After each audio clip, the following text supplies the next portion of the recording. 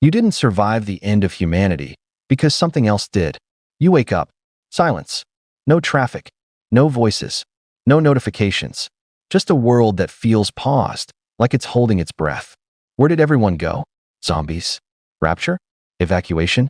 Or something worse, something that left everything behind except you? You step outside. Doors are open. Cars abandoned mid-road. Coffee still sitting on tables, cold, untouched. It's like the world stopped mid-sentence. But here's the strange part. Nothing looks destroyed. No chaos. No warning. Just absence. So what do you do first? Freedom hits you like a wave. No rules. No consequences. No one watching. You could take anything. Go anywhere. Live like a king. But that feeling doesn't last. Because the real question isn't what you can do. It's what you should do. You raid a store. Grab whatever you want. Exotic fruits. Imported snacks. Things that once cost a fortune, now worthless. You eat like it's your last day. Because maybe it is. And this is where it gets weird. Everything around you is temporary. The systems that fed the world? Already dying. That mango you're eating? It's one of the last you'll ever see. So now the question changes. How long can this illusion of abundance actually last? And more importantly, what happens when it runs out? At first, it feels like a dream you don't want to wake up from. Endless fuel. Empty highways. Every car is yours. Every plane is yours. You drive fast. Too fast. No speed limits. No consequences. But here's the catch. Fuel doesn't last forever. Gasoline begins to degrade in months. In about 2 years, it's useless sludge. Every engine becomes a dead machine. So the question flips again. What happens when movement itself disappears? And that's when things change. You realize you're not exploring the world anymore. You're choosing where to get stuck. So you start thinking long-term. Shelter. You have millions of homes to choose from. Mansions. Skyscrapers. Palaces. Sounds perfect, right? But here's the strange part. Cities are ticking time bombs. Without maintenance, they decay fast. Pipes burst. Mold spreads. Glass shatters. Steel rusts. Nature doesn't wait. It takes back everything.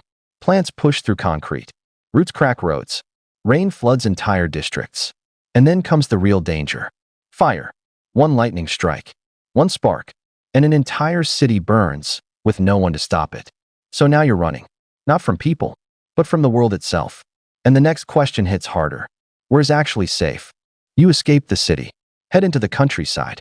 Fresh air. Open land. Silence that feels heavier now. Safer?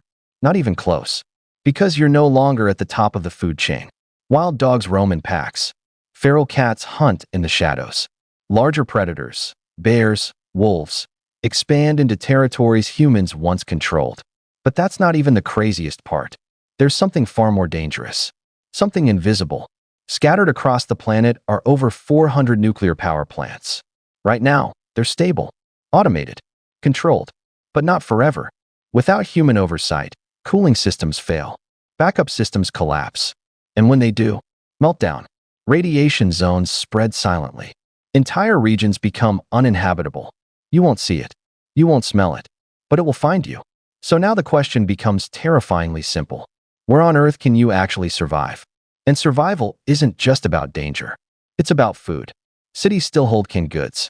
Shelves full of preserved meals that could last years, maybe decades. But in the wild, crops fail without care.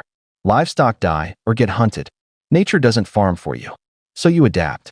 You hunt. Primitive tools. Spears. Bows. Every shot matters because ammunition runs out. And this is where it gets weird again. You're not living in the future anymore.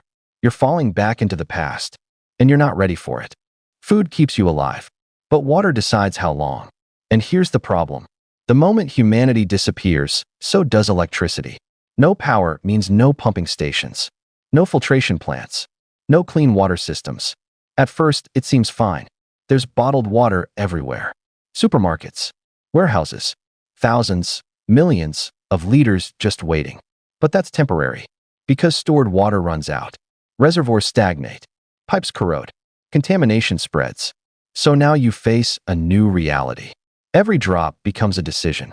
You learn fast, or you don't survive. Boiling, filtering, collecting rainwater, finding natural sources. But even that isn't enough. Because survival isn't just physical. And this is where everything flips. You thought the biggest threat was the world collapsing. It's not. It's your mind. Days pass, then weeks, then months. No voices, no conversations, no human contact. At first, you talk to yourself. Then you start answering. You create routines, imaginary conversations. You pretend someone's still there. Because humans aren't built for this. We evolve together. Every emotion, every instinct, every thought, designed for connection. Remove that, and something inside you starts breaking. Slowly, quietly. And that leads to the final question. Even if you can survive, would you still be human? You've mastered food, water, shelter. You've adapted to a dying world. You've outlived everything. So technically, you've won. But here's the truth no one tells you. Survival was never the hardest part. Loneliness is. You search for answers. Libraries, books, billions of pages filled with knowledge. You teach yourself everything. Farming, engineering, medicine. You become the most skilled human alive. And the most isolated. Because knowledge doesn't replace presence. And this is where it gets unsettling. You start to forget things. Faces, voices, the way conversations feel. Your memories blur. Your identity shifts. Without other people, who are you really? Time stretches. Days blend into each other. There's no calendar. No reason to track anything. You're not part of a story anymore. You're just existing. And then one thought creeps in. Quiet. Persistent. What if you were never meant to survive alone? What if the real reason humans dominated the planet was never intelligence, but connection? And if that's true, then losing everyone else wasn't just the end of the world. It was the end of you. So here's the question that never leaves. If you were the last human on Earth, how long before you stopped being one?